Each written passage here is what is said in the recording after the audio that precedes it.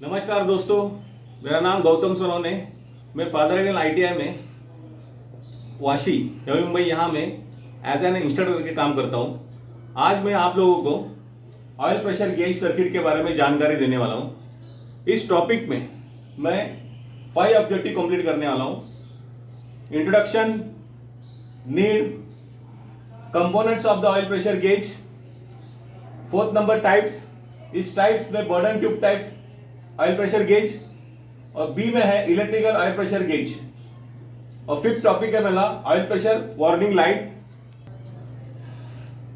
जैसे कि हम जानते हैं, इंजन जो है, गाड़ियों में इंजन रहता है, वो केमिकल एनर्जी को हीट में कन्वर्ट करके मैकेनिकल में कन्वर्ट करता है। इसके अंदर बहुत सारे फ्रिक्शनल पार्ट्स है जो एक दूसरे के ऊपर मूव करते रहते हैं और इस पार्ट्स का फ्रिक्शन कम करने के लिए ऑयल सर्किट क्या दिया जाता है इसके अंदर।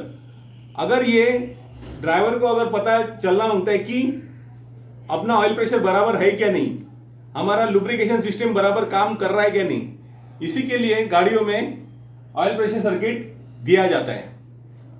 इसकी जरूरत क्या है? इसकी जरूरत ऐसी है कि ऑयल प्रेशर जो है, हमारा जो लुब्रिकेशन सर्किट है इंजन में, नीचे ऑयल पैन से ऑयल खींचता है और आगे गैलरी की तरह होके क्रैंकशाफ्ट, कैमशाफ्ट पूरे पार्ट्स को क्या करता है, प्रेशर के थ्रू क्या करता है, लुब्रिकेट करने के लिए आगे पास कर देता है। हमारा जो इंजन का लुब्रिकेशन सिस्टम है ये बराबर काम कर रहा है क्या नहीं, ऑयल पंप बराबर प्रेशर डेवलप करके आगे इंजन के पार्ट्स को भेज रहा है क्या नहीं, इसी के लिए डैशबोर्ड के ऊपर एक प्रेशर गेज दिया जाता है और ड्राइवर का ध्यान कंटिन्यूअसली उसके ऊपर रहता है, वो प्रेशर बराबर दे रहा है क्या नहीं। अगर वो प्रेशर बराबर नहीं दे रहा है तो ड्राइवर को समझता है कि इसका प्रेशर डाउन हो गया है और इंजन को हार्म होने का क्या चांसेस है। इसीलिए इंजन बराबर काम करना है, लुब्रिकेशन सिस्टम बराबर काम कर रहा है क्या नहीं, इसी के लिए डैशबोर्ड के ऊपर एक डैश यूनिट के ऊपर प्रेशर गेज दिया जाता है। उसके हिसाब से ड्राइवर को पता चलता है कि लुब्रिकेशन सिस्टम बराबर काम कर रहा है। दूसरी बात है, डैशबोर्ड के ऊपर एक लुब्रिकेशन की वार्निंग लाइट रहती है। ये वार्निंग लाइट भी ड्राइवर को वार्न करती है कि your lubrication is working properly और नॉट।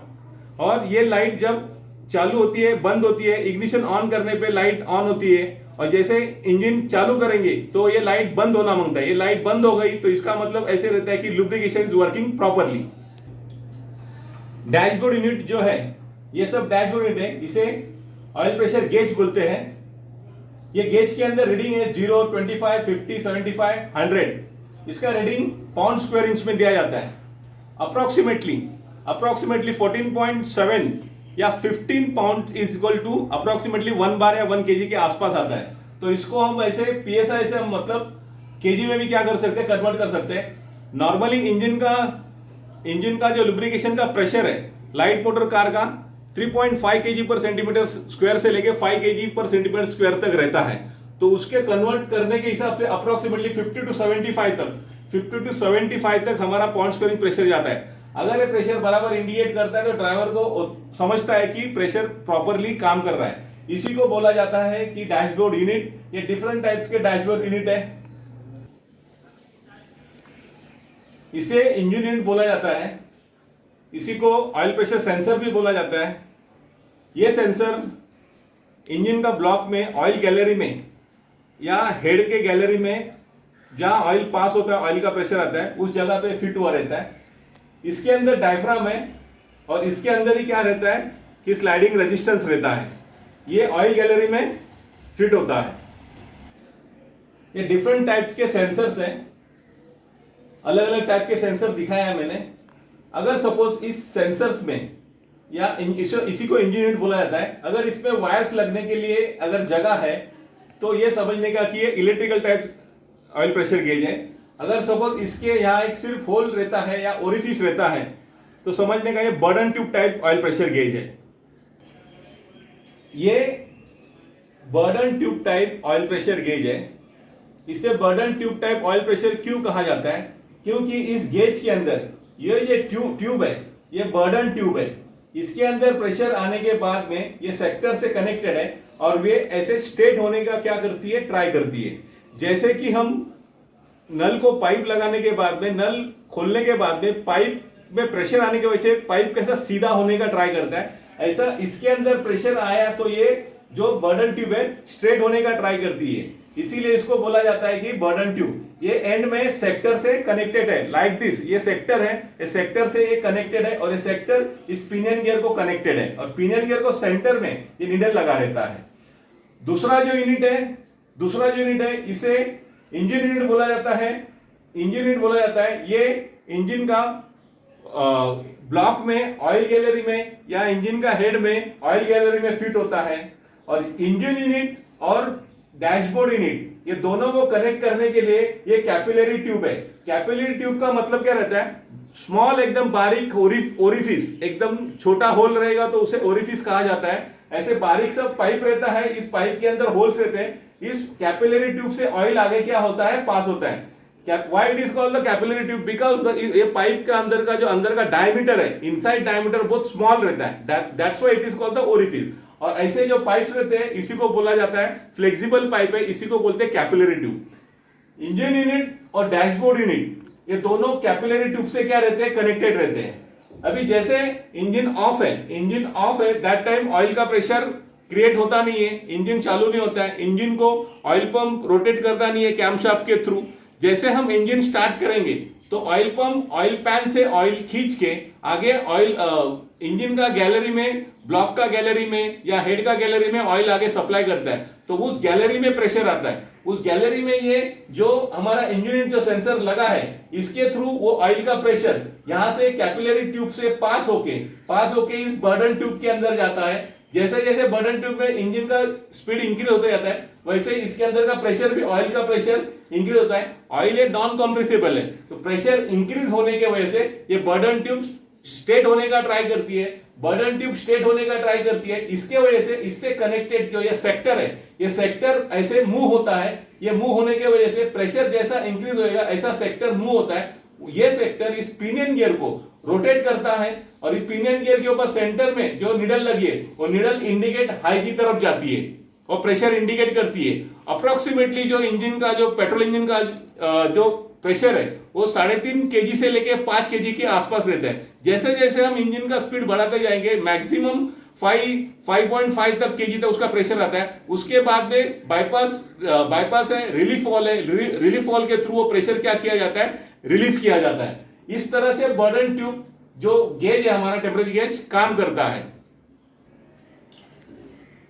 अगर सपोज हम इंजन चालू किए और इस पे का प्रेशर इंडिकेट नहीं कर रहा है, इसका मतलब क्या होता है कि हमारा ऑयल जो लुब्रिकेशन सिस्टम है हमारे इंजन को बराबर सप्लाई नहीं कर रहा है, प्रेशर इंडिकेट नहीं कर रहा है। इसका मतलब कुछ तो गड़बड़ है, या मे बी ऑयल पैन में तुम्हारा ऑयल का क्वांटिटी, मात्रा कम रहेगी, ऑयल फिल्टर तुम्हारा ब्लॉक हुआ रहेगा। तो ड्राइवर को गाड़ी ड्राइव करने के समय उसको ध्यान देना चाहिए कि हमारा लुब्रिकेशन का प्रेशर प्रॉपरली है क्या। मैन्युफैक्चर के हिसाब से मिनिमम 3.5 kg तक रहता है, अप्रोक्सीमेटली 5 kg के ऊपर तक जाता है, तो मिनिमम 3.5 रहना ही मांगता है। अगर ये प्रेशर 3.5 से नीचे जाता है तो मे भी तुम्हारे लुब्रिकेशन सिस्टम में कुछ तो प्रॉब्लम आई रहती है, फिल्टर ब्लॉक रहेगा, ऑयल की क्वांटिटी कम रहेगी, या ऑयल का जो तुम्हारा विस्कोसिटी है वो विस्कोसिटी प्रॉपर नहीं रहेगा, या तुम्हारा लुब्रिकेशन सिस्टम प्रॉपरली वर्क करता नहीं रहेगा। अगर ऐसा तुम्हारा लुब्रिकेशन सिस्टम प्रॉपरली वर्क नहीं करता है तो इसका इंडिकेशन गेज के ऊपर आता है। गेज बताता है कि तुम्हारा ऑयल का प्रेशर कम है। तो इससे क्या होता है? इंजन को हार्म होने का चांसेस रहता है। इंजन को हार्म होना बोले तो फ्रिक्शनल पार्ट्स को ऑयल बराबर प्रॉपरली पहुंचता नहीं है, और इसी के जो वजह से हमारा इंजन सीज हो सकता है। इसी के लिए डैशबोर्ड के ऊपर यूनिट जो है तुम्हारा, इसके ऊपर ड्राइवर का ध्यान रहना बहुत जरूरी रहता है। यह हमारा इलेक्ट्रिकल ऑयल प्रेशर गेज है। बैटरी, निगेटिव बॉडी से ग्राउंड बोला तो पूरा व्हीकल का हमारा बॉडी जो रहता है उसमें निगेटिव सप्लाई पास किया रहता है। पॉजिटिव टर्मिनल, यहां से करंट पास होता है थ्रू द इग्निशन स्विच। जैसे हम इग्निशन की ऑन करते हैं यहां से सप्लाई ऑयल प्रेशर गेज से होके यहां आगे जाता है। इसी को बोला जाता है स्लाइडिंग रेजिस्टेंस, और ये स्लाइडिंग रेजिस्टेंस का वाइपर है। इस वाइपर को निगेटिव मिलता है फ्रॉम द बॉडी, क्योंकि हमारी बॉडी क्या रहती है? ग्राउंड रहती है। यहां से उसको निगेटिव मिलता है, और ये जो है इसी को बोला जाता है कि इंजन यूनिट। ये ऑयल प्रेशर सेंसर्स है। ये सेंसर ऑयल का प्रेशर सेंस करके उसको रेजिस्टेंस कम ज्यादा करके इस गेज को दिया जाता है, और इस तरह काम करता है। अब हम इसका वर्किंग देखेंगे। देखो अभी जो है, अभी रेजिस्टेंस ज्यादा है।